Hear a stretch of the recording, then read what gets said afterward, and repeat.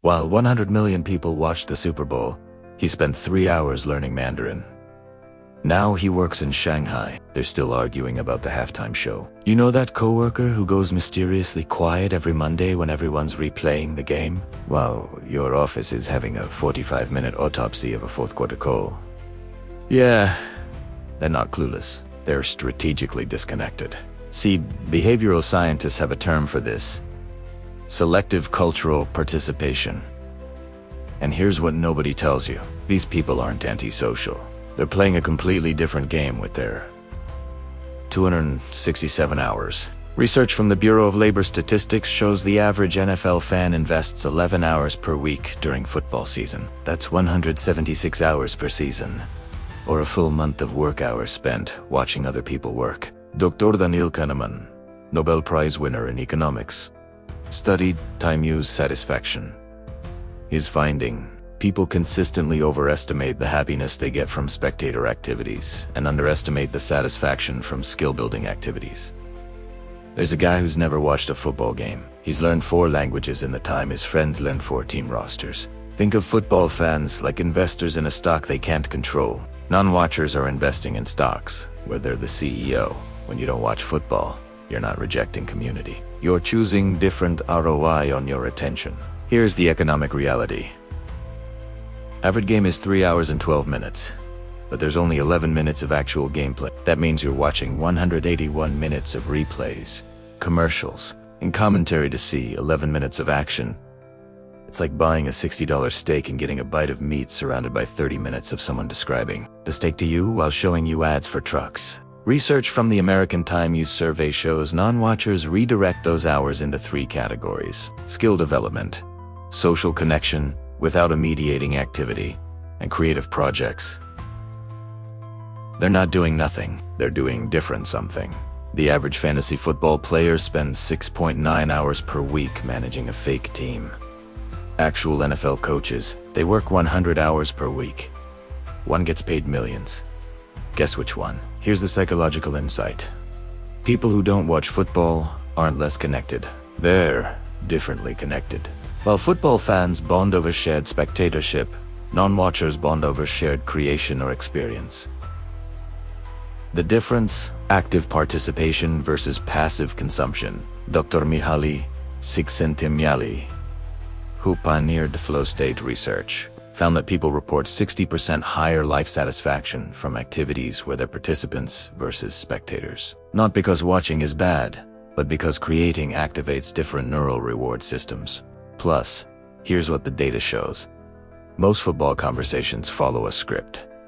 Same debates, same controversies, same predictions that are wrong, 50% of the time. It's comfort food for the brain. Familiar, easy, but not particularly nourishing. Non-watchers skip the script and go off menu. Navy SEALs training. 6 months, 1,000 plus hours. Time average fan spends watching football in 6 months, 264 hours. You could literally train for elite military service instead, or, watch the Packers. But let's keep it honest. Not everyone who skips football is doing something profound. Some people don't watch football and replace it with 5 hours of scrolling TikTok. That's not optimization. That's just trading one spectator activity for another. And yes, some non-watchers are insufferably smug about it. They announce it like they've achieved enlightenment. I don't watch sports with the same energy as I don't own a TV in 2003.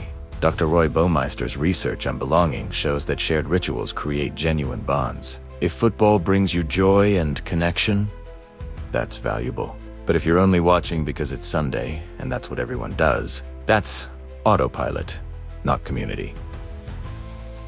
The difference: intentional consumption versus default consumption. One is a choice, the other is just what's on. Books read by average American per year. 4. Football games watched by average fan per year. 46. We literally watch 11.5 times more football than we read anything. Here's what Time Use research actually reveals about peak life satisfaction. The 60-40th rule.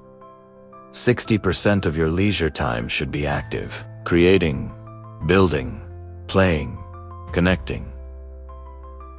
40% can be passive, watching, consuming most Americans. They're running 80/20ths the wrong direction. People who don't watch football aren't missing cultural connection. They're having different conversations about projects they're building, ownership, about skills they're learning, growth, about experiences they're having, memory, creation. Think of it like this. You can spend 176 hours per season watching athletic excellence, or you can spend 176 hours building your own version of excellence. One makes you knowledgeable about football. The other makes you exceptional at something that's actually yours. Elon Musk was asked about watching sports. His answer, I'd rather be playing the game. Then he built SpaceX. Pretty sure he won. So next time someone asks, did you catch the game? And you say no, and they look at you like you missed something important. Remember, you didn't miss anything. You chose. Differently, you might be building something that compounds, skills that grow, not stats that reset every season. Creating memories instead of watching other people create highlights. Investing your attention in activities where you're the main character, not the audience, or just protecting your Sunday like it's the most valuable real estate you own. Because it is. Because here's the truth, nobody says out loud. The game will be there forever. Replays, highlights, championships on repeat. But your 176 hours, those are gone forever. Spent, invested, used. The only question is, what did you get back? Same 3 hours, 2 completely different Mondays. Tag someone who's never watched a game and is winning at life. Follow if you're ready to redesign your Sunday.